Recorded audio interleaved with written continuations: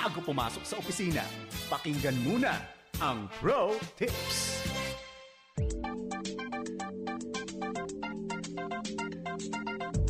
Gusto mo bang magkaroon ng magandang impact sa inyong opisina? Then go full blast! How can you make a difference in your place of work? Let me share with you 5 simple tips from the word blast. Magandang araw, ako si Maloy Malibiran Salumbides para sa Pro Tips. Una, be positive. May nagsabing, bad things are often good things looked at from the wrong perspective. Kung positibo ang pananaw mo sa buhay at sa trabaho, kahit na krisis, may nakikita ka pa ring opportunity. Kahit sa problema, may nakikita ka pang pagpapala. Such is the power of being positive. Ang mabuting pananaw ay nakapagpapabago ng iyong reaksyon kahit sa pinakamabigat na pagsubok na haharapin mo. Pangalawa, live to leave a legacy. Hindi ba't masayang isipin na kahit retired ka na sa iyong trabaho, naaalala pa rin ng inyong kumpanya ang naging contribution mo because you didn't just do your job, you left a lasting legacy. Ang sabi ni LeBron James, dream as if you will live forever and live as if you'll die today. Ang magandang legacy ay kabuuan ng tama, mabuti at magandang pasyahin na iyong inaaksyonan araw-araw. Making the right choices and living them out consistently help you build a good legacy. Pangatlo, aim to excel. If you want to offer work that makes an impact, maging ubod husay sa iyong trabaho. Hindi ito madali. Excellence requires going the extra mile, not once, but always. Mapapagod ka na rin lang sa trabaho, hindi ba mas maganda nang mayroon ka talagang pinagtrabahuhan at hindi nagbisi-bisihan lang? Ang mahusay, natatandaan. Ang excellent, binabalikan. Pang-apat, speak words that build up. In my seminars and talks, I teach participants 3 power words that immediately light up the room. Mabisa ang salita, lalo na kung tama at tapat ang pagkakasabi natin nito. Sabi nga sa Proverbs 18:21, there is life and death in the power of the tongue. Speak to appreciate, encourage, affirm, and build up. At panghuli, trust God.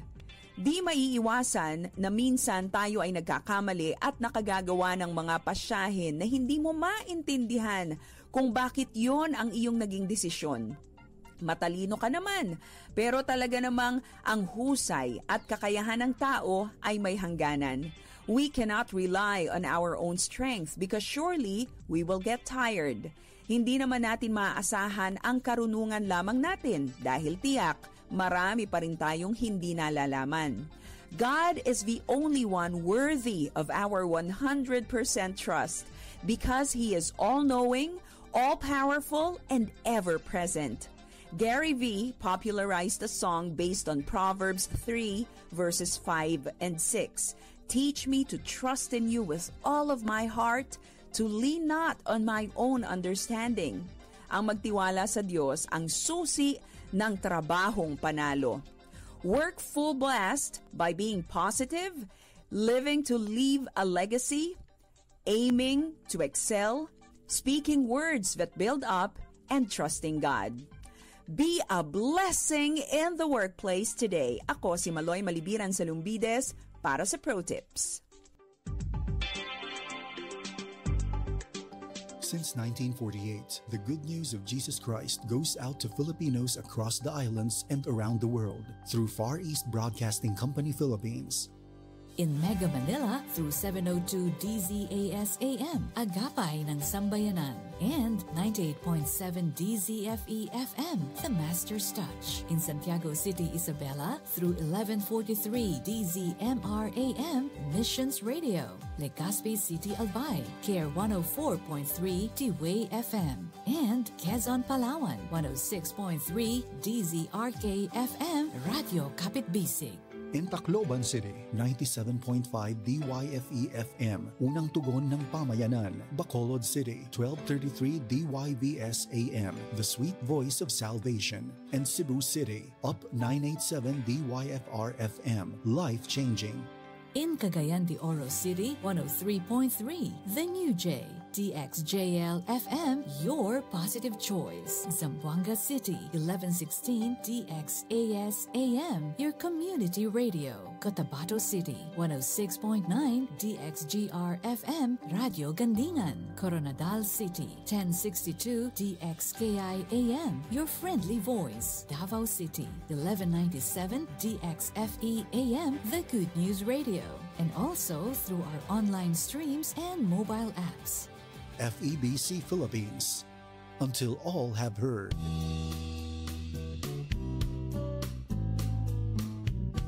Safety first. Aron malikayan ang sunog, ania ang mga butang nga hinumduman. Ayaw ibilin ang gidagkutan nga mga kandila, sigarilyo o siga. Bantayi kung unsa ang giluto sa kusina, labi na kung gamit ang stove ug LPG. Ipasulsi ang supply sa kuryente sa balay ug i-unplug ang mga electrical appliances, gadgets ug chargers kung dili gamiton ug labi na sa dili pa matulog. Ayaw gamita ang substandard nga mga charger, suga o outlet. Ayaw pagsunog og basura, gawas nga ilegal, delikado kaayo kini. Tudloi ang mga bata bahin sa safety sa sunog ug plano sa pagbakwit kung adunay sunog. Appeal sa fire drills aron makat-on sa mga fire exit ug mga plano sa pagbakwit. Pagtuon unsaon paggamit og fire extinguisher. Siguruha nga ang matag miyembro sa pamilya adunay go bag kung adunay sunog o katalagman.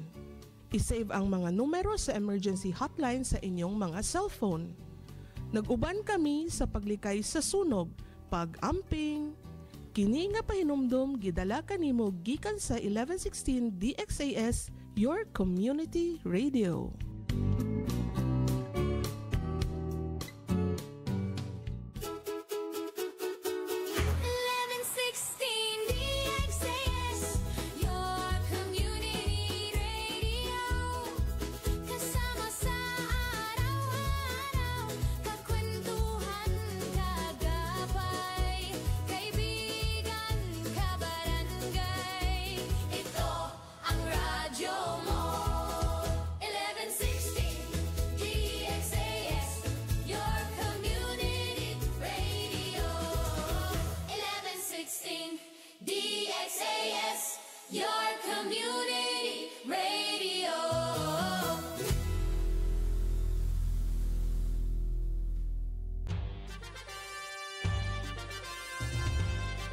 Este el DXAS FEBC, de ustedes Radio Comunidad, ta serví para conectar gobierno, privado y mga miembro del comunidad.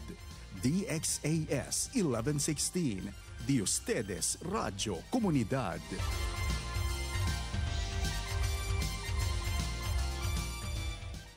Ang oras sa buong Pilipinas, alas 7:08 na ng umaga. Alamin ang mga kaganapan at mga pinag-uusapan sa Zamba Sulta. Makibalita at makibahagi sa pagbabago at pag-unlad. Oras na, Zamba Sulta!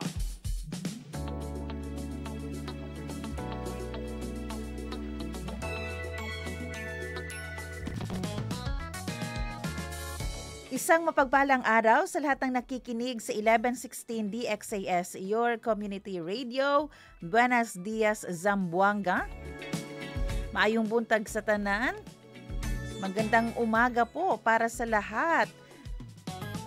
Kayo ay nakikinig ngayon sa programang Oras na Zamba Sulta. Ngayon po ay araw ng Wednesday, November 12, 2025. At kami po ang inyong mga lingkod, Sarami Tulabing.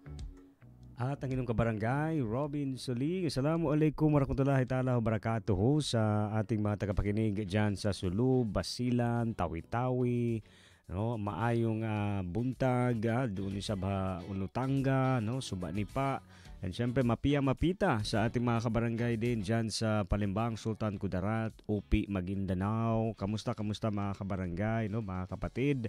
At kami po ay inyong makakasama, no, this Wednesday. Ayan, another beautiful day sa atin dito, especially sa siyudad de Zamboanga, Sar, no? Buenas. Yes, good morning. Akala ko sasabihin mo another beautiful day, especially si Sarah.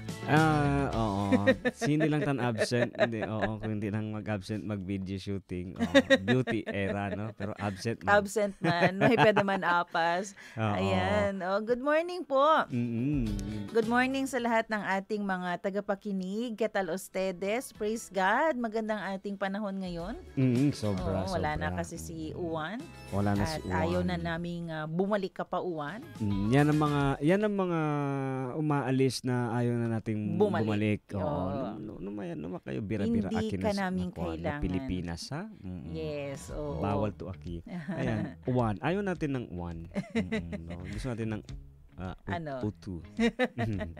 Ayan. Good morning po. Kumusta po kayong lahat? Parang na-miss ko ng ating mga listeners. Nakapagpariban ka na? Oo. Matagal na to. Na-miss. Gabi no, na-preserve mo siya. Oo. And speaking of Ribansar, no, di ba? Kasi huwag mong ipopromote. Oo. Alam mo yun, no, na meron naman tayong mga mga benefits, no, mga pay na matatanggap. Ay, nako. Etong month ba din sa iba o next month? Oo naman. Kasi parang ang haba na ng mga pila, no, sa mga ATM machine. Oo, hindi na nga nagdi-dispense ng pera yung ATM, ayaw na. Oo. No, nire-reserve nila 'yan, no. Nire-reserve ng bangko para hindi magamit pang reban agad-agad. Kaya sa mga panahong ito talagang useful yung swipe GCash. Ganun ba? Kasi kung si man-withdraw to Chenebes el signal kung dito yung ATM. Ako naman, ang iniisip ko doon, etong month na to or etong panahon na to, useful siya kasi may panahon ka pa para pag-isipan.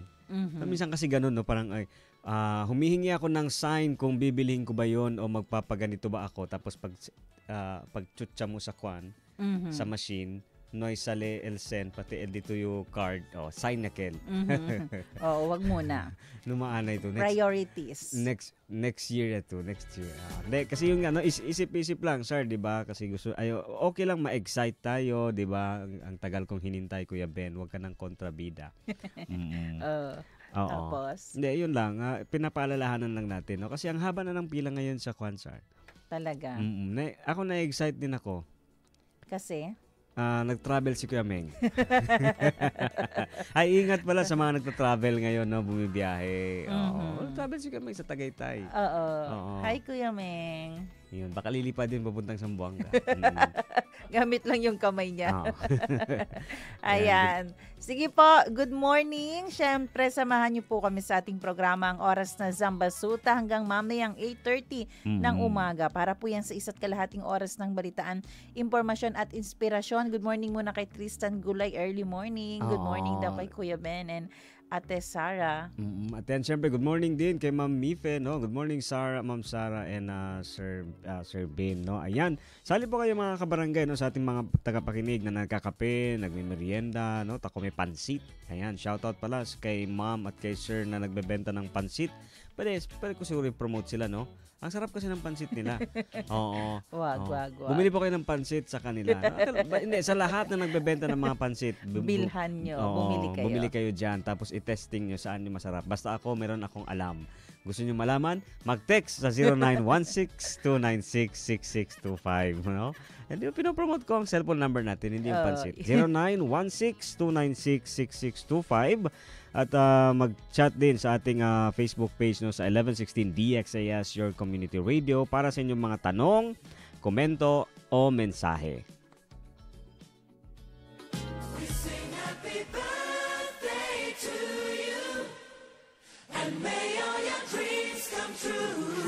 Happy birthday. November 12, happy birthday kay Brother Dongi Pahulas. Bin, birthday ni Sir Dongi ngayon. 60. Uncle Dongi, good morning. Happy birthday. 60th birthday ni Sir Dongi. 60th, Hindi niya nagagamit. Hindi ko alam kung gagamitin niya ba yung senior ID or yung PWD niya. Pero Sir Dongi, happy birthday.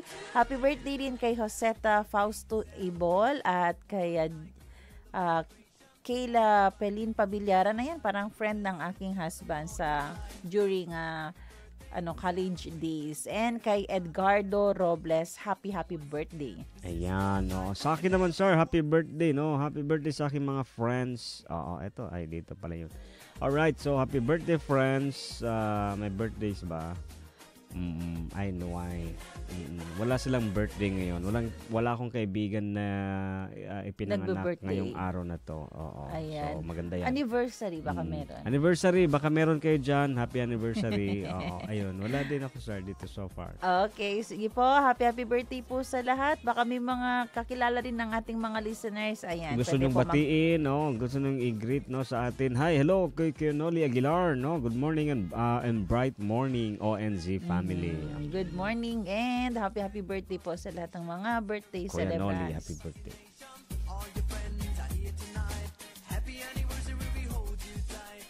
Salita at tanong ngayon.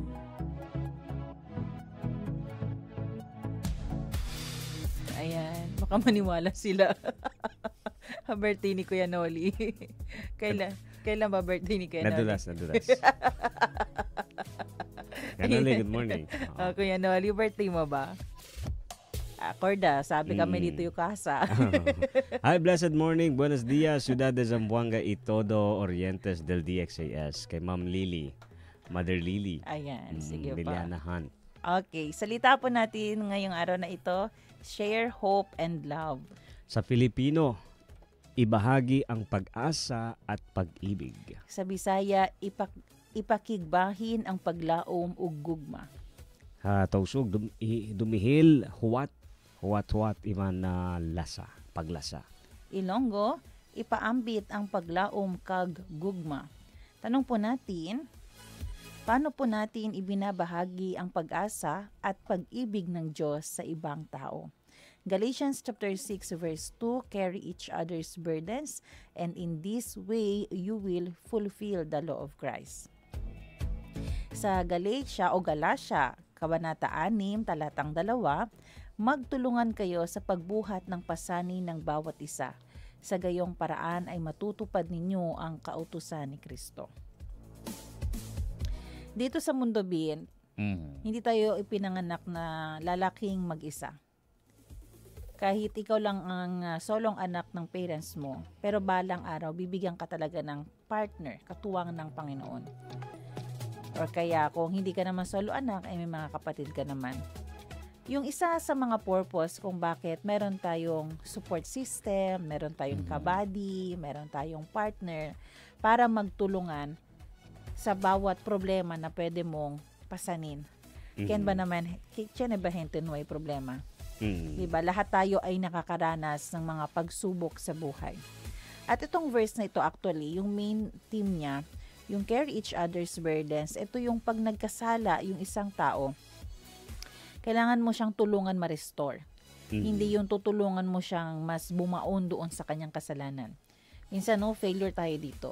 Si Achene culpa el un gente, imbes ayuda kita, pwede le sale con aquel culpa, or pwede le admiti di siyo culpa, or aquel abla kita, reconcile le con el gente, kung ken le culpa, y con el Diyos, mas taasi kita down con el un gente. So, we are not fulfilling the law of Christ. Ano ba yung law ng Panginoon pagdating sa New Testament overall? Yun po yung about God's love. Ngayon naman, may mga pagkakataon din, bukod doon sa kailangan natin tulungan siya ma-restore ang kanyang relationship, diba, sa tao kung saan siya nagkasala, restore the joy of his or her salvation with the Lord. Kasi pag si tatya na kita kulpa, diba, tatya na gap, tatya na guilt, tamanleos kita ko na Diyos. So, bukod po doon, meron din tayong mga burden like financial issues, relationship issues, diba, career issues, or kaya issue na trabaho. So, pakilaya kita, pwede ayuda kunese gente, quien tiene burden ara na di ila bida. Kasama ko. Oo. Hindi. I mean, yun nga, sir, no? At saka makita mo talaga sa original design nga, 'di ba, na okay nung sa creation pa lang, 'di ba? Okay na okay na lahat, pero makita mo pa rin na naramdaman pa rin ng Panginoon na alam mo 'yon, kailangan pa rin talaga, no? Kasi kung titingnan mo lahat, even sa part pa lang ng katawan natin, kabarangay, 'di ba? May left, may right. 'Di ba?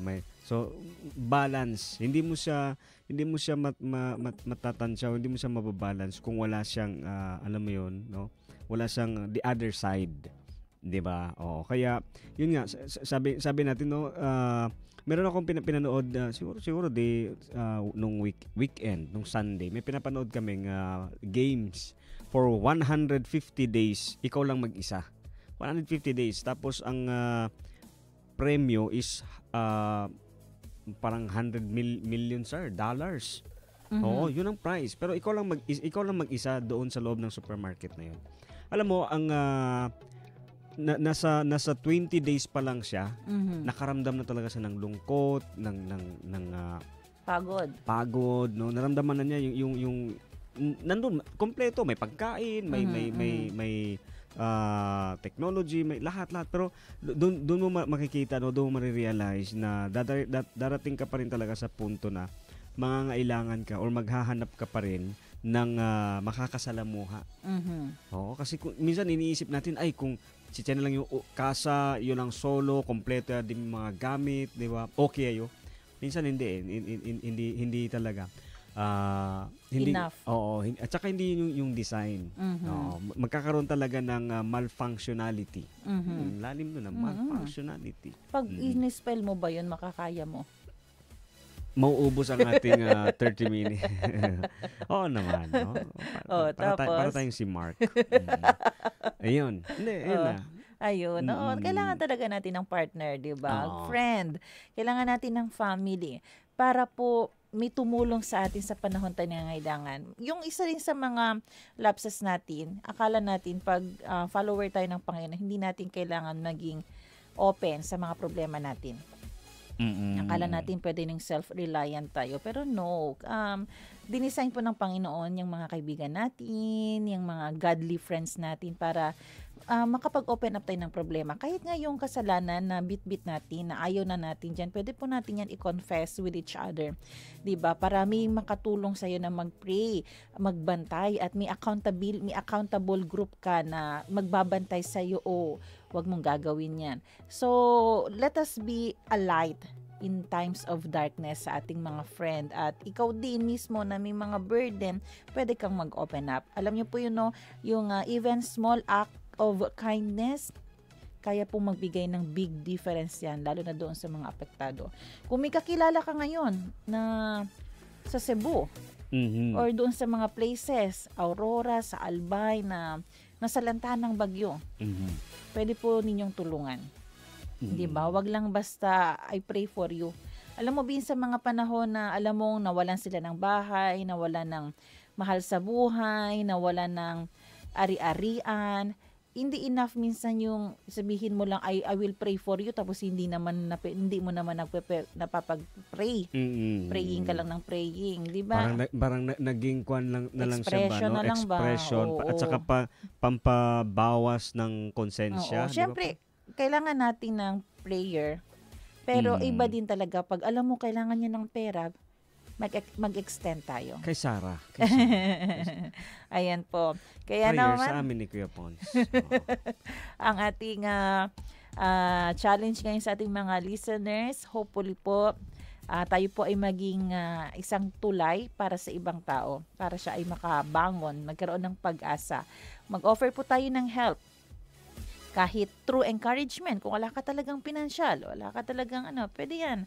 Okay, sa inyong mga neighbor, check your friend, your family, i-check nyo po lahat. And then, pag kailangan nilang ng mga essential things, 'di ba? Yung mga ano ba yung mga basic essential needs na kailangan nila at pwede ka namang mabigay. O numaman ablakitakel, manduwa-duwa sa pagtabang. Ayan, kaya po through unity and love, we can overcome this trial more easily. Yung mga burdens na meron tayo, mapapagaan po 'yan kapag may tumutulong at kapag tayo tumutulong. At saka yun nga lastly sir no, talagang malaking bagay nga talaga yung support system. Alam mo yun no na nagkakaroon kasi ng dumarami no, dumarami yung solusyon. Alam mo yun no, dumarami yung solusyon kasi nga maraming nagko-contribute sa'yo. Kaya minsan kabarangay, kailangan lang talaga natin maging sensitive at maging nandun yung pagiging sabi nga no, stillness and mindfulness. No, kasi sa panahon ngayon na sobrang bilis ng mga bagay-bagay 'di ba sa buhay, parang gusto mong sumabay pero mahirap. No? And sometimes hindi mo kailangang sumabay.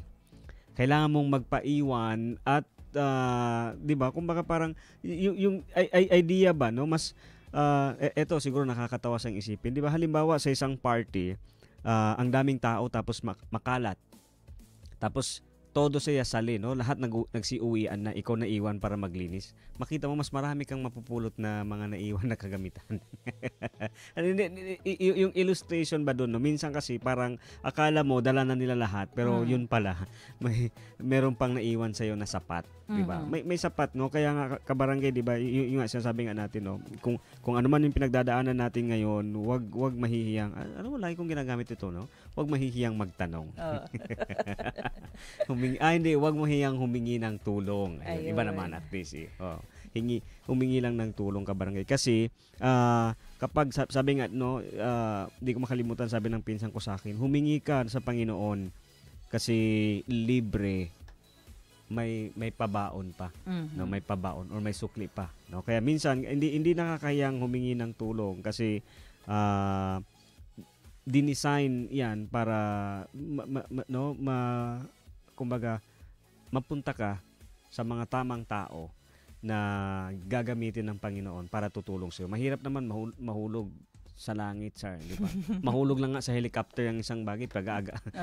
Nagkakagulo na yung mga tao, what more pagaling sa langit, no? So hindi yan idadaan sa langit, kabarangay, kundi idadaan yan sa ating mga, no? Siguro kung may mga tao may mga taong inilagay sa puso mo ngayon na parang ibinubulong sila, na subukan mo humingi ng tulong sa kanila. Malay mo, sila yung gagamitin para sa problema mo or sa sitwasyon mo. Kaya tanong po natin muli, paano nyo po ibabahagi sa iba yung pag-asa at pag-ibig ng Diyos?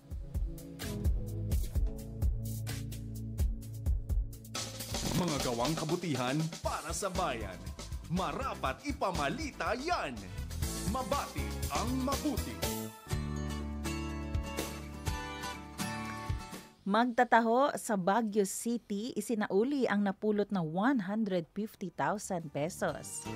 Ayon pa sa ating writer, naalala niya daw ang sinabi sa kanya na kapag may iniwan sa Baguio City, ito ay mababalikan mo. Marahil ito ang isa sa mga halimbawa ng pananaw na iyon. Isinauli ng isang lalaki na si Joven Manuelito Bonifacio, isang taho vendor sa Baguio City, ang napulot niyang bag na naglalaman ng 150,000 pesos at mga makahalagang dokumento.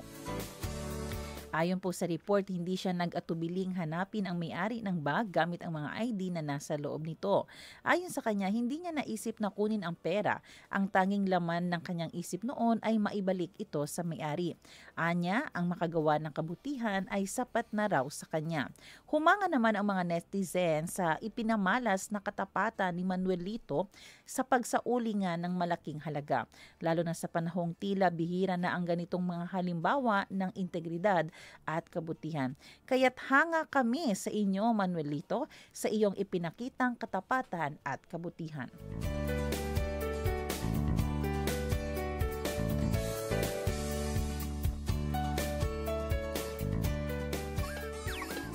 Hindi sukat, kulang sa timbang, pandaraya o maling gawin. Maitama ang mali. Mukha ng mga barangay official sa mga government-issued certificates pinuna ng mga netizen. Paano nga ba makukuha ang inis ng iyong nasasakupan? Tadtaran mo ng iyong mukha ang mga pampublikong pag-aari. Kagaya na lamang ng mga sasakyan, infrastruktura at maging mga personal na dokumento tulad ng marriage counseling certificate, barangay certificate at iba't ibang licenses. Yan kasi ang pinupuna ng ilang residente sa lungsod ng Caloocan at maging ng mga netizens laban sa kanilang mga barangay at lokal na opisyal. Ito ay matapos nilang makita ang mga mukha at pangalan ng mga opisyal sa iba't ibang dokumento at mga pampublikong pasilidad. Halimbawa, may isang barangay certificate na may half-body photo ng punong barangay. Samantala, ang iba naman may 2x2 photo sa tabi o gili o sa gilid ng pirma. Sabi nga ng kasabihan, familiarity breeds contempt.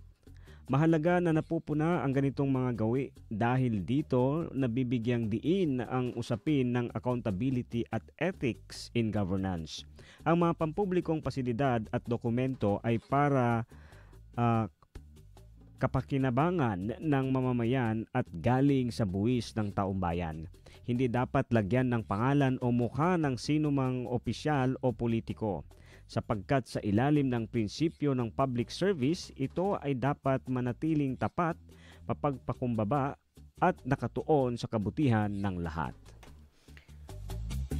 Ayan. Alam mo, Bino, yung kagandahan ngayon ng social media, madali mo ma-expose. Ayaw natin mamahiya ng tao.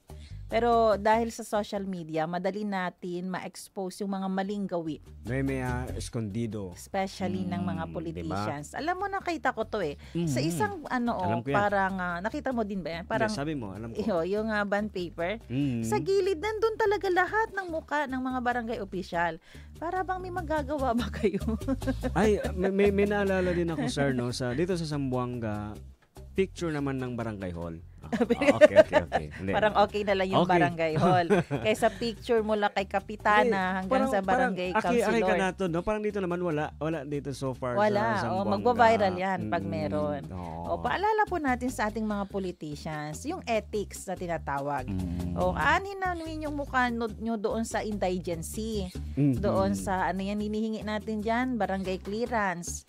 Certificate of indigency. Parang nag-1 by 1 picture parang 2 by 2 picture. Sa certificate of indigency, sir, nakita ko parang picture nung humihingi ng certificate. Okay lang yun? Okay lang yun. Okay, sige. Kailangan yun. Pansin ko dito sa atin sa Zamboanga, Aquino, picture ng barangay hall. Maganda siya. Okay na lang yung barangay hall. Gulo-gulo. Kasi kung titignan ng mga taga DSWD or yung agency, saan ka, kung saan ka galing, maskin mire lang na barangay hall, Kabatangan. And then saka tama din yun, di ba? No? Sabi nga doon sa ilalim nga ng prinsipyo ng public service, di ba? Interest ng taong bayan. Hindi yung humility, please. Hindi nyo yan At saka yun nga, kumbaga masakit mang isipin at sabihin, pero totoo naman, hindi yan atin, no? Or hindi yan sa inyo, hindi pala minsan nga yung mga mukha nasa mga vehicle na. Di ba? Nasa barangay vehicle. Yan, ipuna rin po natin yan para makorek. Nadisuyo daw kay vehicle. Paano yun? May kakilala ko sa kanya yung motor, nilagay na picture niya. Okay lang yun. Pero pag public, public especially properties, mga red plate, no, red plated, di ba? Del otro, di ba? Mira kita, konde anda kita. Tala el barangay vehicle del un barangay aquí na Ciudad de Zamboanga. Amgal tiempo tala el uwan. Yan, sila evacuate. Zamboanga, yan prepare ya para na uwan el un vehikulo del barangay Talya na Tubo-Tubo Beach. Tasa ka Kokosar para evacuees. Nako, nandun kami. Gulat kayo, no? Nandun kami. Letter T. Ayan po. At gusto natin na-appreciate si Kuya na nagbebenta ng taho, nagbabalik ng pera. Yung mga politicians natin, nagbabalik ba ng pera? So far, no? May pabalik na. Pag-pray natin na maibalik nila. And kung ibabalik nila, harapin pa rin yung mga accountability. Ayan, yan po ang ating mabati ang mabuti, maitama ang mali.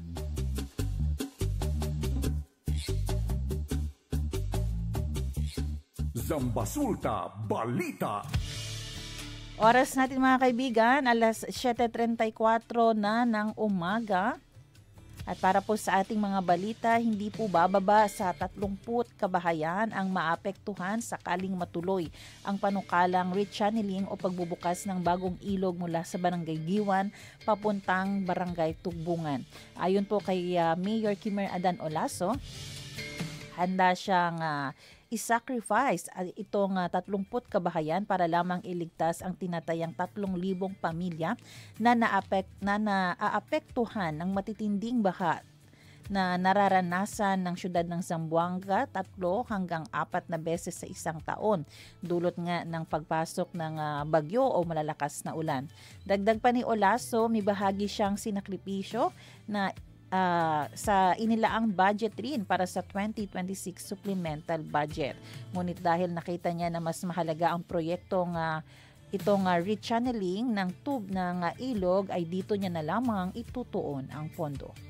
Zambasulta Balita. Kung may sasakatuparan umano ang panukalang rechanneling ng ilog sa mga barangay ng Giwan papuntang Tugbungan, wala na umanong magiging evacuees pagsapit ng taong 2029. Ito ang pahayag ni Mayor Kimer Adan Olaso sa isang panayam matapos ang flag raising ceremony nitong Lunes. Inihalintulad niya ang proyekto sa mega dike na nagawa sa Barangay Tumaga na nagresulta sa pagbaba ng bilang ng mga evacuees doon. Samantala, aabot naman sa 200 milyong peso ang kinakailangang budget para sa pagbili or acquisition ng lupa sa humigit kumulang 30 kabahayan na maapektuhan ng proyekto. Balak ni Olaso na isama ito sa supplemental budget ng 2026 to 2027 at humingi ng pondo sa opisina ni Congressman Jerry Perez. Balita. Ayan, medyo mahirap to for those 30 household owner na sila yung maapektuhan. Pero yun nga, siguro pagtama na lang din ang presyo ng pagbili. Okay, siguro baka matatanggap na lang ng mga may-ari ng bahay. Kasi yun nga sabi ni Mayor Adan Olaso, every year papasok yung bagyo 3 to 4 times. Yan din yung mga number of times na mina-evacuate. At apektado dyan banda ay nasa 3,000 families.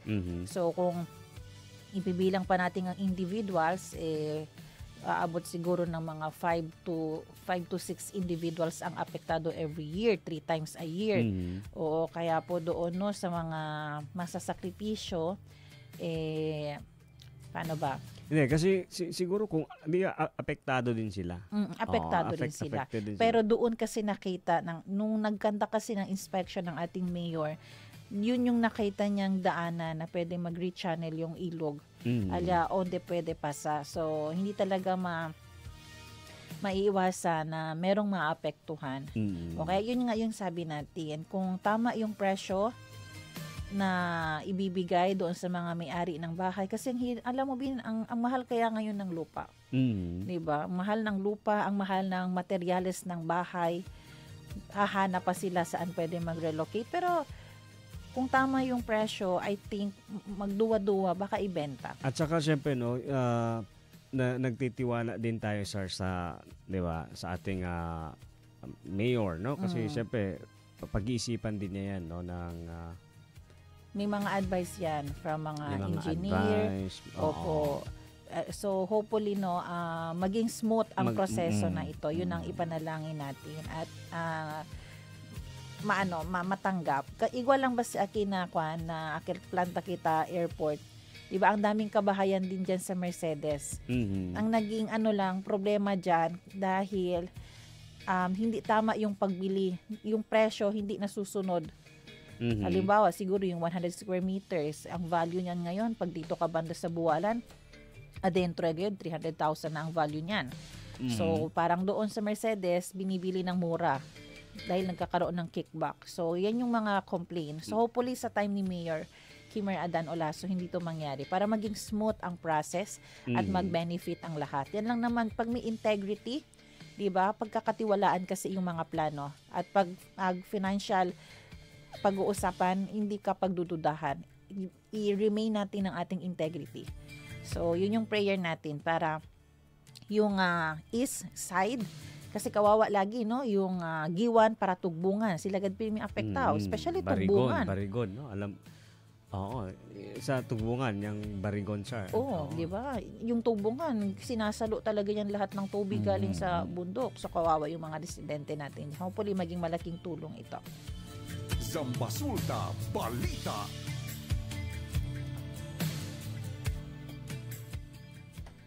Samantala, may public advisory po tayo mula po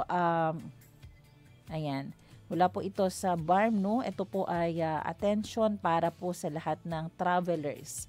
In compliance daw umano para sa campaign to sustain zero malaria infection at para ma-prevent ang ma-reintroduce at yung itong tinatawag na resurgence ng malaria cases sa probinsya, lalo na sa BARM region, ay may ilang mga paalala po na inilabas ang ating local government dyan para po sa lahat ng mga pasahero na papasok, no? Passengers arriving sa entry point. Kung kayo po ay galing sa isang lugar na may malaria endemic areas, ito po yung Burkina Faso, Cameroon, Democratic Republic of Congo, Ghana, Mali, Mozambique, Nigeria, Sudan, Tanzania, Uganda at iba pa. At meron po kayong nararanasan na mga simptomas, no? Within 2 weeks, ito po yung fever, ito po yung may chills kayo, may pananakit ng ulo at may body pain. Kailangan nyo pong mag-proceed immediately sa pinakamalapit na local health facility. Para po yan mag-conduct ng blood smear test at magkaroon ng early testing, critical para po sa timely treatment and for protecting ang communities po from malaria. So muli po, ang mga symptoms po ng malaria ay fever, chills, akal ba tankurog to, no, nanginginig, headache at body pain. So kailangan nyo po agad pumunta sa pinakamalapit na health facility. Lalo na yung mga nabanggit natin na lugar, kung kayo pa ay OFW or visitor from that area, at yan po yung mga places na may mga cases po ng malaria, ay kailangan nyo pong mag-proceed immediately. At napaka-importante po ng cooperation ninyo para po masustain ang zero malaria infection at yun nga, ma-prevent natin yung magkaroon muli ng mga cases nito, lalo na sa Bangsamoro region. Zambasulta Balita. 2 high-value target na individual ang dinakip at tinatayang 6.8 milyong pesong halaga ng ilegal na droga ang nakumpiska sa isang magkasanib na operasyon kontra droga sa barangay Miputak, Dipolog City, Zamboanga del Norte kahapon. Kinilala ng PIDEA Zamboanga Peninsula ang mga naarestong sospek na sina alias Gilben, 37 years old ng Rizal, Zamboanga del Norte at alias Sara, 29 years old ng Dapitan City. Nasamsam ang 1 kilo ng hinihinalang shabu na tinatayang nakakahalaga ng 6.8 milyong peso kasama ang buy-bust money at isang sports utility vehicle o SUV. Ayon sa PIDEA Zamboanga Peninsula, naaresto ang dalawa sa pamamagitan ng isang buy-bust operation na inilunsad katuwang ang Regional Drug Enforcement Unit 9, PNP at militar. Ang mga sospek ay nakakulong na ngayon at nahaharap sa kasong paglabag sa Comprehensive Dangerous Drugs Act of 2002. Zambasulta Balita. Samantala, sa ibang balita, formal na pong inilabas ng Department of Trade and Industry o DTI ang 2025 Noche Buena Price Guide. Ito po ay para tulungan ang mga sambahayan sa pagplano at budgeting para sa darating na Pasko. Sa nasabing 2025 Noche Buena Price Guide, magsisilbi itong mahalagang gabay sa publiko kung saan makikita ang kasulukuyang presyo ng mga paborito at karaniwang handa sa Noche Buena mula sa iba't ibang brand. Kabilang sa mga item na nakalista ay ang hamon, spaghetti, pasta sauce, queso de bola, fruit cocktail, mayonnaise at iba pa. Ayon sa DTI, gumagamit sila ng price markers para madaling matukoy ng mga mamimili ang pagbabago sa presyo. Halimbawa po sa Christmas tree, nangangahulugang mas mababa po ang presyo kumpara noong 2024. Pagdating naman sa ibang dekorasyon ay pareho po ang presyo noong nakaraang taon. Ang kompletong price guide ay agad nang mapupuntahan sa website ng DTI. Bilang dagdag na tulong, naglabas din ang DTI ng QR code na maaaring iscan ng publiko sa isang scan lamang. Makikita na ang latest promos at discount offers mula po sa mga kalahok na tindahan. Layunin ng price guide at ng QR code na maging one scan, sulit agad ang karanasan sa pamimili para maging planado ang handaan at mas masaya ang Pasko ng bawat pamilyang Pilipino. Zambasulta Balita. At meron tayong dito 2025 Noche Buena Price Guide Consumer Tips. Ito po ayon sa DTI, ugaliing magkumpara muna, tingnan at suriin ang iba't ibang mga pagpipilian bago bumili. Palaging suriin ang mga label, halimbawa po yung expiration date at price tag ng mga produkto bago bumili. Suriin din ang kalidad o quality ng mga produkto upang maiwasan ang mga peking Noche Buena items. Bumili sa mga pinagkakatiwalaang tindahan at abangan ang mga produktong may diskwento at naka-promo. Zambasulta Balita. At para naman sa ibang balita, 3 hanggang 4 na reklamo ang natatanggap umano ng Security and Exchange Commission o SEC Region 9 kada araw. Ang mga ito ay may kinalaman sa online scam, lending, harassment at advance fee scam. Ayon kay Attorney Ella Go ng SEC Investor Protection Division, ang karaniwang reklamong kanilang natatanggap ay tungkol sa online lending harassment. Dito, karamihan sa mga nabibiktima ay mga professional gaya ng mga guro, men in uniform at mga overseas Filipino worker o OFWs. Maaaring magreklamo sa SEC ang mga nabibiktima o nabiktima basta't siguraduhin lamang na may screenshots o kopya ng mga palitan ng mensahe at registered ang online lending app ng kanilang inirereklamo. Upang makaiwas maging biktima, maaaring bisitahin ang website ng SEC at hanapin ang listahan ng mga registered at licensed lending company, financing company, online lending apps at maging ang mga kumpanyang binawi o revoke na ang lisensya. Ang lahat ng impormasyon na ito ay makikita sa website ng SEC. Zambasulta Balita. Samantala, pasadaan ko muna itong announcement natin din mula ito sa Office of the City Veterinarian kung saan sila po ay nagpo-promote ng adoption para po doon sa mga na-impound at na-surrender na mga cats and dogs. Ito po ay inline sa kanilang initiative na Animal Welfare Principles at kung saan po pwede nyong bisitahin ang San Roque, Malasiga Road at puntahan yung City Pound kung gusto nyo pong mag-adapt ng aso o pusa at itong mga kittens or puppies. Visit lang po sa Office of the City Veterinarian sa San Roque, Malasiga Road at yung adoption ay open po hanggang bukas, November 13, 2025, araw po ng Thursday, 8 a.m. to 5 p.m. Please note, according po sa ating Office of the City Veterinarian, maximum lang po ng 2 animals bawat tao ang allowed na mag-adapt. Meron ding mandatory pet registration fee na abot ng 100 pesos per pet kung saan po ay naaayon ito sa City Ordinance number 673. Zambasulta. Oras natin, 7:48 ng umaga at yan pong ating mga balita para sa araw na ito. Magbe-break po tayo sandali pero huwag kayong bibitaw dahil sa ating pagbabalik ay pag-uusapan po natin ang tungkol sa National Skin Disease Detection and Prevention Week. Kami po ang inyong mga lingkod, Sara May Tulabing. At ang inyong kabarangay, Robin Soling, magbabalik ang oras na Zambasulta dito lang sa 1116 DXAS. Radyo Komunidad.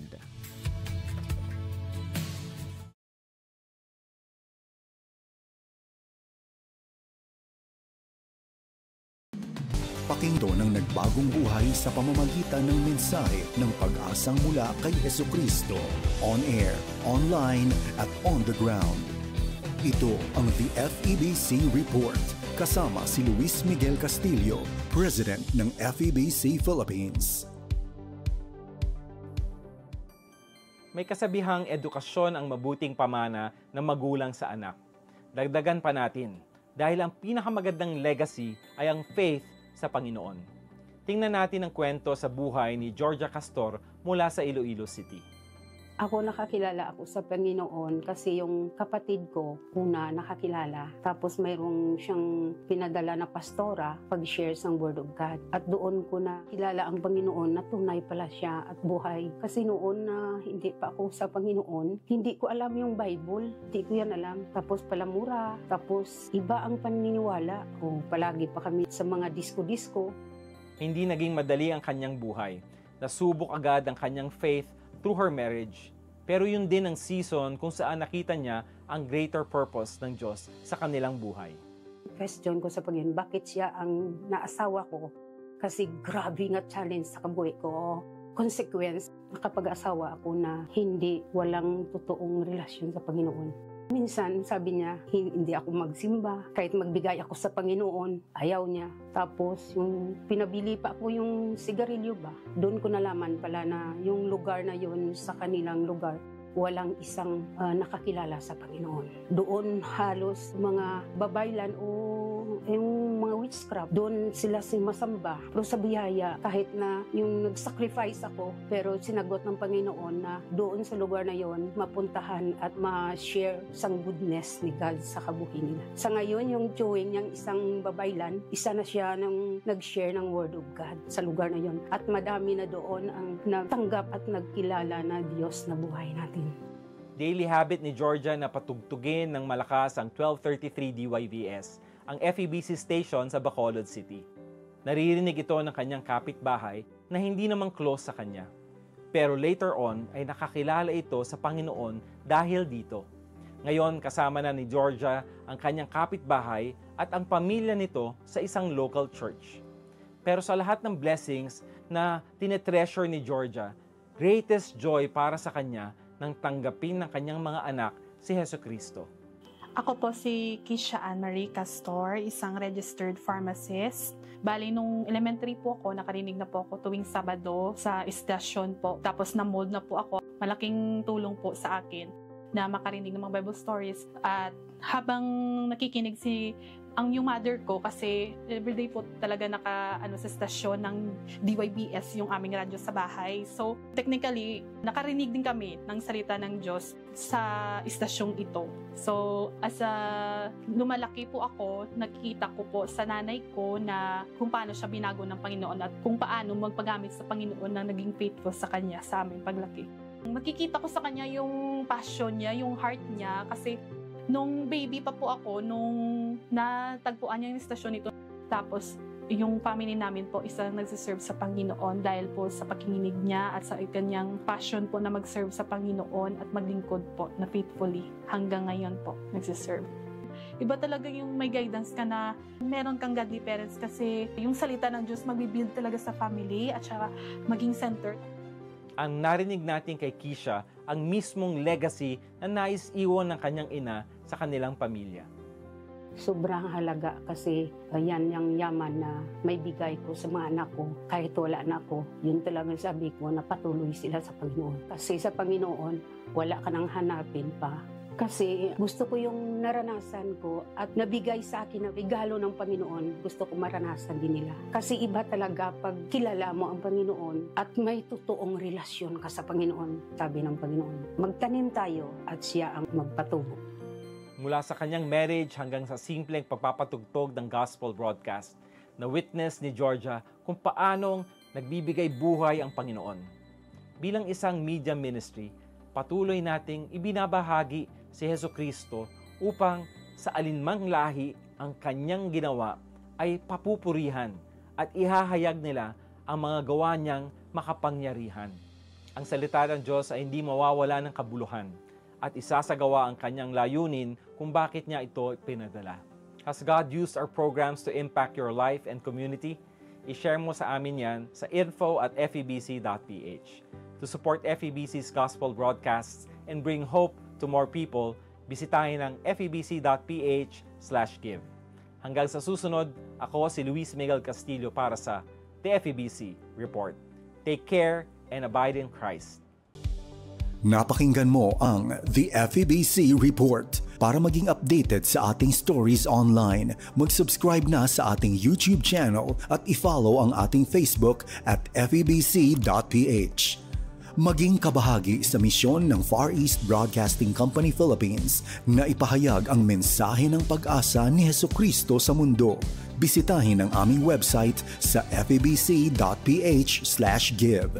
Salamat sa inyong suporta sa ministeryo ng Panginoon. Pagpalain po kayo ng Diyos.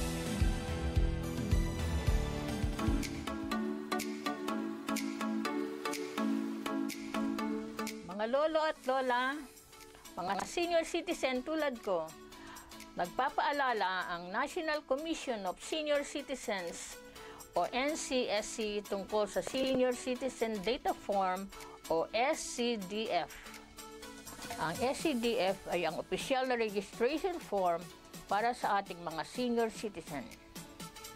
Ito'y naglalaman ng mga personal na impormasyon, kalagayang pang-ekonomiya, kalusugan at mga kasanayan ng senior citizen.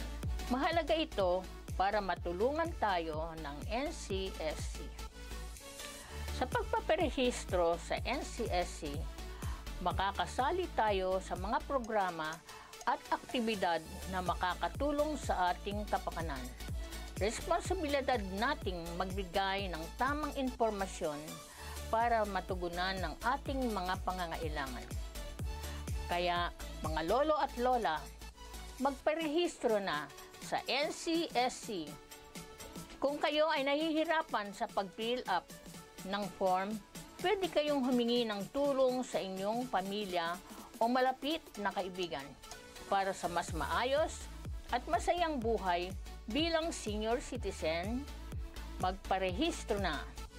Bisitahin ang inyong lokal na opisina ng senior citizens para sa iba pang impormasyon. Bumisita sa ncsc.gov.ph at magparehistro na ngayon.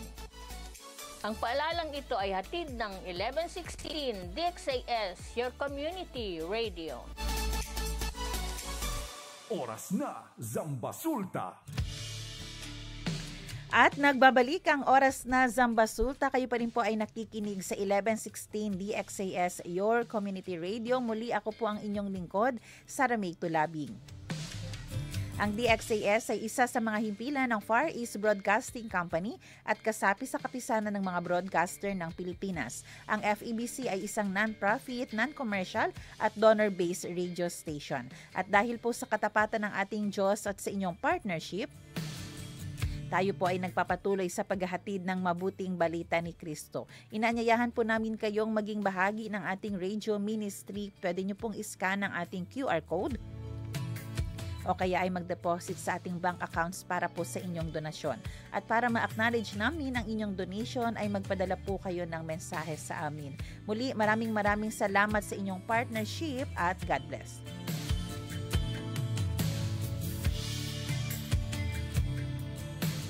Sa Ley Informao, prevenir enfermedad y saber el magacura. Junto con el Zamboanga City Medical Center. Servicio con compasión.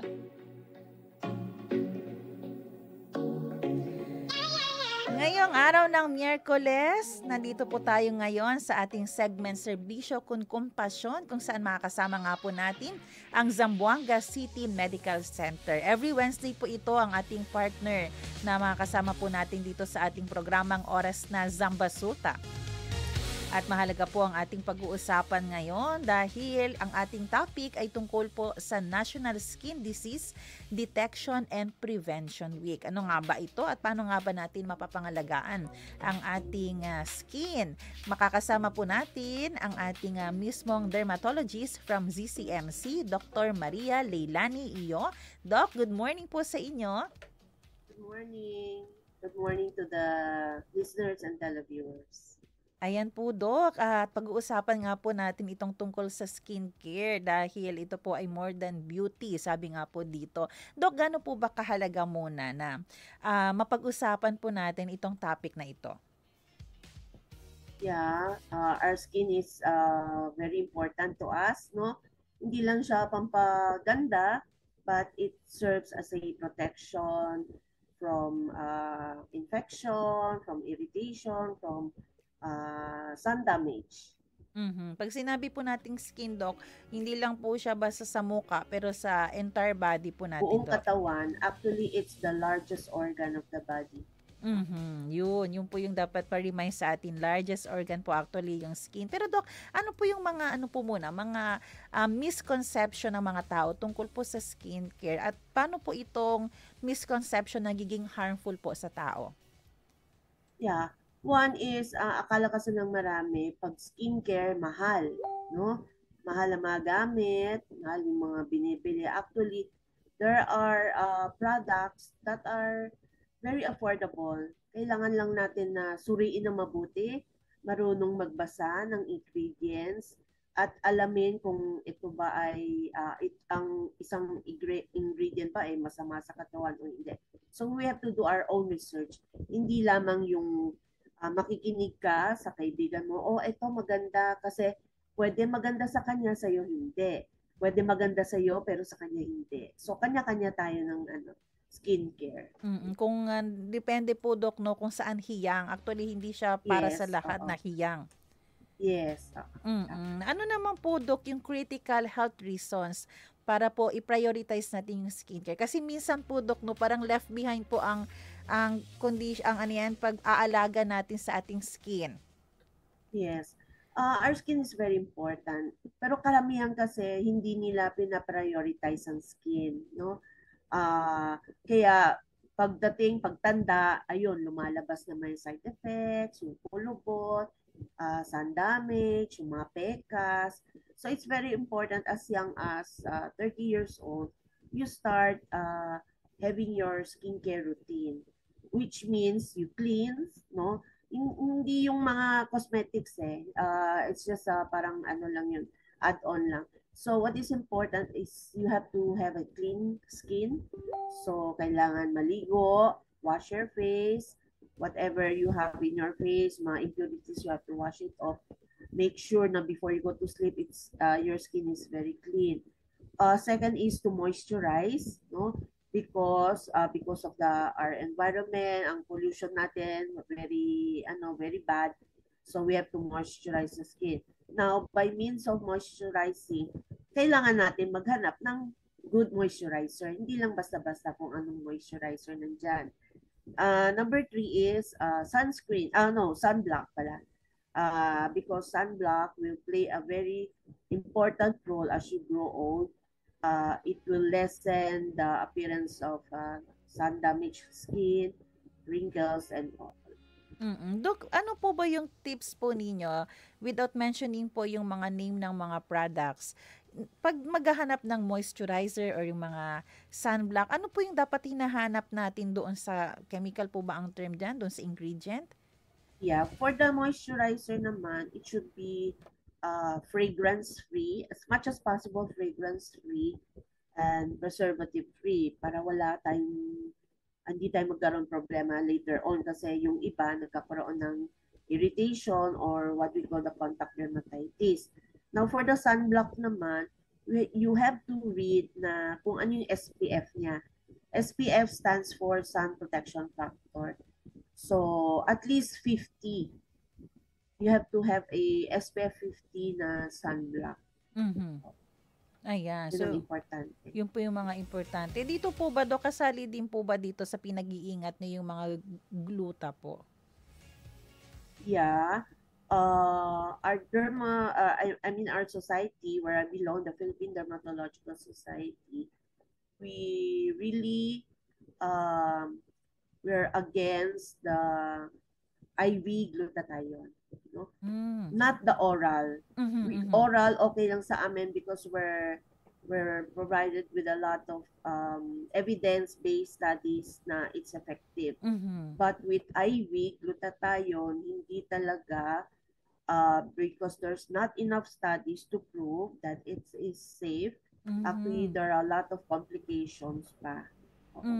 So sa amin, as a legit dermatologist, hindi talaga kami nag-IV glutathione sa clinic namin. Maganda po na na-emphasize natin yun, Dok, kasi may nakikita po ako, i-order lang po sa online kasi nurse siya. Siya na po magsasarili, siya na po magtutusok at siya na po bahala sa sarili niya. Yeah. Actually, hinuhuli na yan. Ayan. So, warning po yan na hindi lang po siya, hinuhuli po, Dok, kasi labag po siya sa against because it's not FDA approved in the first place. Tsaka masama siya sa kalusugan natin. Marami siyang complications. So, actually, hinuhuli na yan sa mga clinics na ginagawa na IV glutathione. Ayan po. So, pero ito po, Doc, no, like dito po sa Region 9, kasi po ang ZCMC po, Doc, no, actually, hindi lang Region 9 po ang ating mga mga pasyente po dito, meron pa po sa BARM. Ano po yung mga prevalent skin diseases po na meron sa ating community? At ano po yung mga early warning signs po nito? Very common is acne. Talaga number 1 ever since acne, no, pimples, which is common among adolescent, even in adults, no. Second is bacterial infection, no. Another is fungal infection. Actually, all of these skin diseases that I mentioned, pwede natin siyang ma-prevent actually. It's not life-threatening, but we can prevent it. As early detection is very important para hindi magka-komplikasyon. One important is bacterial infection. By observing proper hygiene, no? Hygiene, nutrition, very important yan. Hindi kayo magkakaroon ng bacterial infection. For fungal infection, still the same, hygiene. Kaya dapat malinis lang talaga sa katawan. Itong fungal tsaka bacterial infection, Doc, ano po yung mga early warning signs po nila na dapat nang mag-check na talaga sa doktor, eksperto po ang ating mga individuals? Yeah. With the bacterial infection naman, very common is yung pego-pego, no? Tawag natin, or talipaso in Bisaya, no? Paso-paso. Or mamaso in, Tagalog. So, parang, it looks like, parang, parang nasunog ng sigarilyo. But actually, it's a bacterial infection, basa-basa siya, nagtutubig. Ngayon, pag dumadami, saka nagkakaroon ka na ng signs and symptoms like fever, no? May mga kulani ka na, then you have to seek professional help. Pumunta ka na sa dermatologist kasi kailangan ka na mabigyan ng antibiotics niyan para hindi na kumalat. Kasi eventually, pag pinabayaan, it will go into sepsis, which is mas mahirap na, no? Kailangan na i-hospital. Now, with fungal infection naman, yun, pag usually you get fungal infection pag tag-ulan eh. Diba? Basa-basa, lalo na pag paa, pumunta na lumusong sa baha, tapos pagdating sa bahay, hindi nilinis ang paa, hinugasan, o kaya hinugasan man pero hindi pinatuyo. So, that's one of the precipitating factor of developing fungal infection, yung alipunga, tinea pedis ang tawag namin. So, cleanliness is very important. Yun. Pag, with the tinea pedis naman, kung may mga kati-kati, pag lumalala na, wag na kayo mag-self-medicate. Pumunta na kaagad sa doctor or sa dermatologist. para maagapan. May mga misconception din po, Dok, pag nasugatan yung skin nila. Akil bata po na yung malunggay. One time po, Dok, kinurak po yan ng isang doktor, hindi pala tama yan. Akil, mandukdok sila, Dok. Cover, malunggay, Janibas gumamela, Janibas patola. At ang sina, Dok. Chanetambian, Dok, akil medisina. Akil yes, mandukdok. amoxicillin. Opo. Kaya kasi sila po ni powder na amoxicillin po ni sila na skin. Actually, I tell them, yeah, tumay lang era ka mo kung amoxicillin. Better pa than putting it on top of your skin.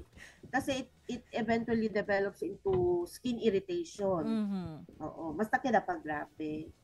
Pero yung paghugas po, Dok, sa yung akil bayabas, yung bayabas leaf. Actually, bayabas is proven to be antibacterial. Pero I don't really advise them. Kasi just simple soap and water, regular soap. Safeguard or I can mention the regular soap, any antibacterial soap will do. Hindi nisita with siguyapas o siguyapas. Ayan po, mas safe po pag ganon kasi minsan sa preparation din po, Dok, no, baka lego pala hindi limpyo el bayabas. Hindi limpyo. Si alia contigo yan, doon ka napuruhan ba in short? Yes. Opo. Dok, ito po, Dok, paano naman daw po malalaman ang pinagkaiba ng may symptoms ka na pala ng sakit sa balat compare po doon sa may changes lang sa ating normal skin? May ganyan po ba, Dok? Yeah, with symptoms like having skin disease, no? One symptom is rash sa ende, no? Makati. Pwede rin masakit, mahapdi. Ibig sabihin, there is ongoing inflammation na. With just changes in the skin like dryness, o nuay man le irida, pero dry lang gatel skin. Usually, when the skin is dry, raskas sa ene. Kapag pwede ka tumira, bien dry, gatle, ben seco, pwede ganit yung scribidi-binom da ala na skin, ben seco, gatle. Oo. So that's the difference. Okay. So how about po yung role po ng lifestyle? Itong diet, yung stress, yung sleep, meron po ba siyang role, Doc, sa ating skin health? Yeah, definitely they have a role. Like for diet, just like every doctor will say, your diet will compose more of fruits and vegetables, no? Less of carbohydrates and fats. Now, with the lifestyle modification, you should sleep early, no? Hindi kita abla-alauna dormi kapag manbawi kita 8 hours. It's not a good sleep, no? The good sleep is you sleep at 10, then wake up at 6. That's the good sleep, no? That's also contributes to developing acne because acne is stress related. So if you lack sleep, that is stress. So definitely manadagat isip pimples puti. Ayun. Kaya po paalala po pala talaga no yung akala po namin, Dok, pwede lang bawiin, hindi pala, Dok. No. I usually advise my patient, lumagat man bawi. El otro taturmi alas 7 aga, parbawi ala 1, disperta. Hindi, daw, is a stress sleep actually. Cansaw to syempre. Okay. Yung po pala yun, Dok. So, ayan, natawa yung technician. Yung kasi ginagawa namin dito. Mali po pala yun, Dok. Pero, yes. Dok, inaalala ko bigla, Dok, yung sa mga cases po ng diabetic po, Dok, no? Parang may changes din po sa skin. Ano po yung mga dapat nilang abangan? Yes. Because diabetics, di ba, one of the symptoms of diabetes, yung ihi sila ng ihi. So, they get dehydrated. So, when you get dehydrated, eventually, the skin also gets dry. That's why, with most of the diabetics, although not all, mas mucho na mga diabetics, taras kagat sila, very dry of skin. Ras ka lang at sila.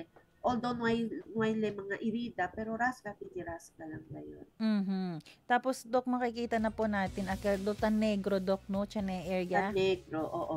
Very common kami sa mga diabetics. Kasi hyperpigmentation kami talaga. Tan negro gatel skin diin. Because of lack of nutrition. How about po akil Tanegro el Batok, Doc? Entro ba tamikel na di ustedes pag-handle po ng mga Yes, cases? talama kami kel acanthosis nigricans, no? Mga usually very common sa mga gordo, no? Health, ano, gordo. Kasi it's commonly associated with diabetes as a necrobatok. Pero sometimes hindi tamin. Pero channel kami sa treatment. But before we start the treatment, ano kami sa laboratory anay to evaluate. Oo, para clear gut na negatively for diabetes or positively for diabetes. Eventually, we co-manage it with the endocrinologist. Kanina po, Doc, may mga na-mention na po kayong mga basic skincare routine po na dapat sundin po ng bawat isa. Baka may dagdag pa po kayo na pwedeng sundin regardless po ng skin type na meron ng isang tao. Yeah. Actually, regardless of the skin type, we have to cleanse, no? Always clean your face, moisturize. You can add on a toner. Pwede sa kita available ng mga micellar, katalang sila which is water-based, which is less irritating.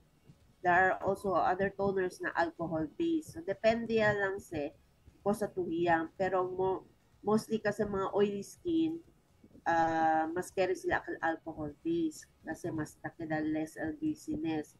With those with dry skin, they prefer the micellar toner. Pero both works the same way, no? Aside from toner, sunblock, always put on sunblock, make it a part of your daily ritual, Oo. Maskin even inside the house, you have to put on your sunblock. Kasi hindi naman sun contra, no? Our gadgets, kasi di ato mga cellphones, laptops, they have small amounts of radiation being emitted. So if you're always in front of the laptop, computer, or to nakatagal cellphone, it's best na you have to put on sunblock. Aside from that, kasi di ato mga lamps, no, na bedroom, naman sa radiation, as mga di ato loose, radiation. So it's very important to put on sunblock. Yung pala, Dok. Akala po namin pag nasa apwera lang kita, yes. Alya lang usa. Mas mo po si Sale, amo ka po ng sunblock. But actually, even inside the house, you have to put sunblock. Yung iba nga po, Dok, kumagamit lang pag nasa beach. Pero adentro gali opisina, kasa. And sunblock, if you put it, then when you sweat, siya sudaw steady, so you have to reapply it, ha? Hindi sa apply one time lang na protected ya to the whole day. Sino ito suda din, okay, then you don't need to reapply. Pero siya suda, you have to reapply it. Just like when you go swimming, hindi pa si man swim to, apply to 30 minutes before going swimming, you have to apply the sunblock. Then siya subiya to, reapply at rapes. Hanggang kailan po nila gagawin yan, Dok? I mean, man-apply ang sina? As long as permit to expose the beach to. Oo, as long as you're exposed, kapag permit to bira-bira, taba niya, subibir, apa niya subir, na reapply kiti, reapply. Okay po. Kasi there's only very few sunblock that are waterproof. Pero most of them, man-claim sa sila waterproof, but actually, they are not. So it's still best and safe to reapply sunblock. Okay. Dok, bukod po din, Dok, sa acne, fungal, and bacterial, meron din po tayo, Dok, mga skin diseases like psoriasis, Dok, no? Yes. At iba pa. Paano po ito, Dok? Ano po yung mga dapat bantayan din po? Early, hereditary din po ba ito, Dok? Psoriasis is hereditary. So, it's in the gene. So, taliyasen, mana-mana sa it's not contagious, but one bad thing about psoriasis is there's no cure up to now. No cure, no cura. So everything that we give, it's para lang man control punel inflammation. Okay. Kasi naman le bueno for sometimes, pero expect na tabirale. So when le tabira, the triggering factors are when you're under stress, no? Alta sueño, physical, emotional stress, if there's a change in the weather, so si Rio, El Tiempo, ulan-ulan, taabuyan at sa ele. Kapag when you have underlying infection like tos, sipon, kustipaw lang, trigger at sa ele. And there are certain foods that can also aggravate psoriasis. Now with psoriasis, sometimes man start sa ele as daw dandruff lang. Simple dandruff. Nakabesa lang sa ele, no? Pero with that simple dandruff, maski ko sa tuo sa anti-dandruff, hindi leta sapa. Anti-dandruff shampoo, hindi leta sapa. It needs a special medicated shampoo. Now, after abuyali na kabesa, hinahinay sa abahan na cara, na ears, na puerpo, as the whole body. Yeah. Now, feature disuyo is, blanco-blanco, pellejo. Kapag greso gat sa ele, mga pachi-pachi greso gat sa ele, it can be raska, pwede tamen hindi. Depende sa pasyente. Ayan po. Meron din po, Dok, yung hindi siya psoriasis, pero tan blanco también, Dok. Nakilay, prinsipya na mano. Vitiligo kagamitan na, no? Amo sa tan blanco, tan change ang color del skin isuyo, not from the normal skin. Kadali ako tala mga may paper white lang po kayo. Now, vitiligo is acquired. It's not hereditary. So, it's acquired. So, chene gente, hindi. Now, it can be exposure also to chemicals, exposure mga farming, mga fertilizers, na pwede sa ele. Like, I have a doctor friend, he's always tausan ni latex gloves. So, alagat ya abuyan na yung hands. So, na mga rubber compounds. No? So, pwede tuman vitiligo. Now, with vitiligo, dyan sa treatment, kaya lang, depende on the lugar ang vitiligo. Because if it involves hands and feet, mga acral areas kami talaga, usually very resistant to treatment. Pero si other areas, na pwede, can improve, kaya lang it takes time. You have to wait several months. Pero ano po yung advice nyo po, Doc, sa ating mga pasyente na may mga ganitong skin diseases? Kasi affected po yung nila, no? Yung minsan yung mental health po nila. Self-confidence, mental health, self-confidence, Actually, skincare is still part pa rin ng mental well-being yun eh. If you do self-care, it eventually boosts your self-confidence, diba? Now, with mental well-being, syempre apektado, especially with those with acne, no? They usually have low self-esteem, especially kapag grabe at acne, no kaya at kaswela. Mas kaya nakasay lang, kay manadagat si pimples. With psoriasis naman, si grabe at psoriasis, no kaya sila sala in public, kay tamiragat kanila hindi daw tandiri, but actually it's not contagious. Hindi makatapon. Hindi ka makatapon. Kaya lang, syempre, the self-esteem del pasyente, apektado kayo. That's why we also have to encourage them. Ayan po, at sila din po mismo, wag po ma-discourage po, Doc, no? Dapat patatagan po nila ang kanilang puso at kanilang isip para hindi lang sila ma-isolate. Yes. Po, ayan po. Like for example, I have patient na acne na nopera intrascuela.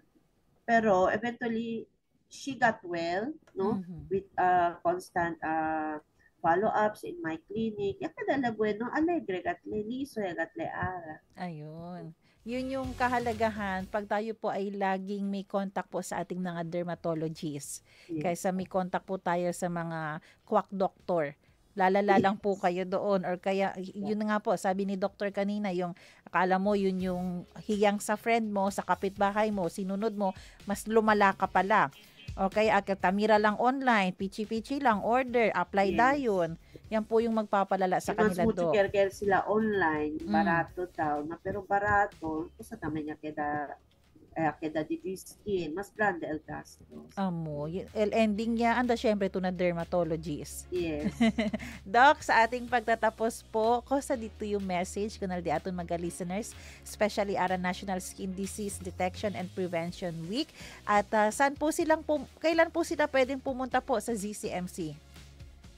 Yes, the National Skin and Disease Prevention Week is celebrated every second week of November. Every year sa Ellen, no? It is declared by our former President Macapagal Arroyo. No? So with this, we advocate prevention, no, and care, because all the skin diseases, they are preventable. We can prevent that as long as there is early detection, no, and you have to seek medical help. Now, ang Zamboanga City Medical Center, we have our skin clinic. I hold clinic every Monday, every first and third Wednesday of the month.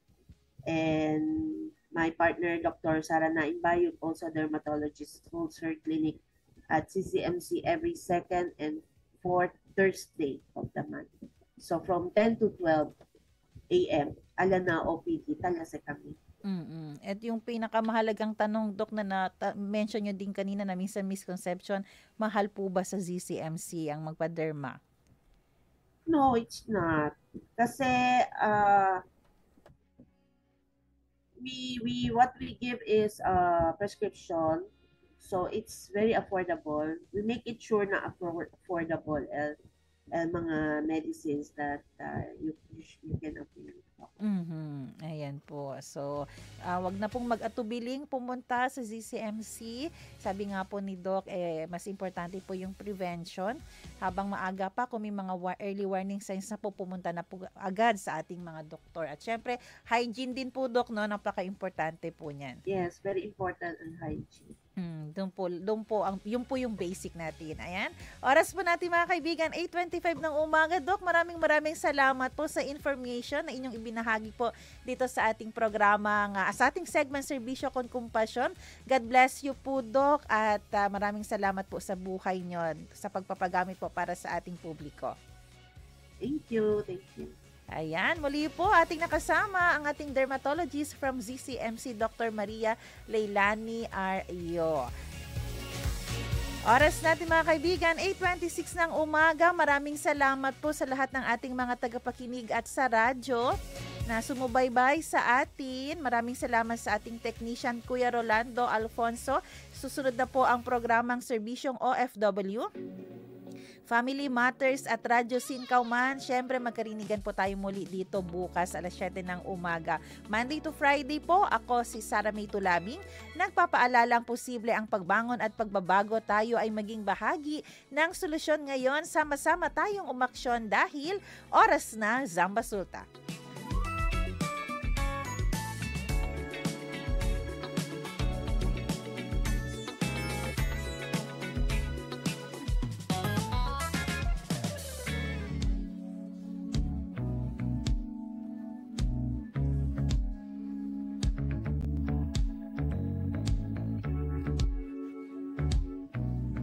Inyong napakinggan ang programang Oras na Zamba Sulta. Para sa mga komento, mensahe o suhestyon, tumawag o mag-text sa 0916-296-6625 o sa 0998-844-1410.